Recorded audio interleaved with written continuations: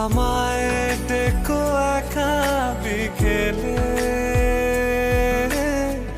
কখনো কোনো ব্যথা পেলে।